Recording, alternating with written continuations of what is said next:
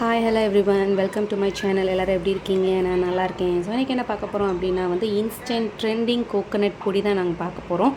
So அதுக்கு இன்றைக்கி நான் என்ன எடுத்திருக்கேன் அப்படின்னா 1 கப் திருவின தேங்காய் எடுத்திருக்கேன்.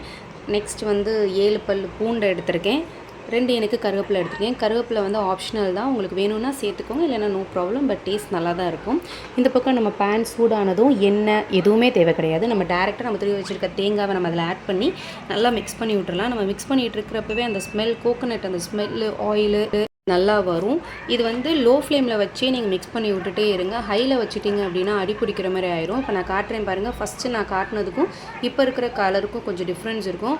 லைட்டாக அந்த ஒரு கோல்டன் கலரில் சேஞ்ச் ஆனதும் நம்ம ஃப்ளேம் ஆஃப் பண்ணிடலாம். ஆஃப் பண்ணி வச்சுட்டு நம்ம அது கொஞ்சம் ஆறுனதுக்கப்புறம் தான் நம்ம ஜாரில் சேர்க்கணும். இதை நம்ம மிக்ஸ் பண்ணிகிட்டு இருக்கப்பே அந்த நல்ல டிஃப்ரென்ஸ் தெரியும். இப்போ ஜாரில் போட்டாச்சு. ஜாரில் சேர்த்தோடனே நம்ம எடுத்து வச்சுருக்க வெள்ளைப்பூடு, கருவேப்பிலை சேர்த்துக்கலாம்.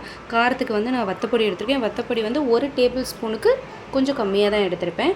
உங்கள் காரத்துக்கு ஏற்றப்போல் நீங்கள் போட்டுக்கோங்க. நெக்ஸ்ட் கல் உப்பு எடுத்திருக்கேன். கல் உப்பும் அதே போல் 1 டேபிள் ஸ்பூன் எடுத்திருக்கேன். தூள் உப்புனாலும் நீங்கள் ஆட் பண்ணிக்கோங்க. ஃபஸ்ட்டு இந்த அளவு போதும். நெக்ஸ்ட்டு மிக்ஸ் பண்ணிவிட்டு லாஸ்ட்டில் உங்களுக்கு தேவை அப்படின்னா நீங்கள் ஆட் பண்ணிக்கோங்க. இப்போ அரைச்சி காட்டுறேன் பாருங்கள். ஸோ இப்படி தான் இருக்கும். டேஸ்ட் அவ்வளோ நல்லாயிருக்கும். தோசைக்கு நம்ம தொட்டு சாப்பிடாம அதை மேலே ஸ்ப்ரெட் பண்ணி விட்டு நெய் ஆட் பண்ணி விட்டு சாப்பிட்டோம்னா அவ்வளோ நல்லாயிருக்கும்.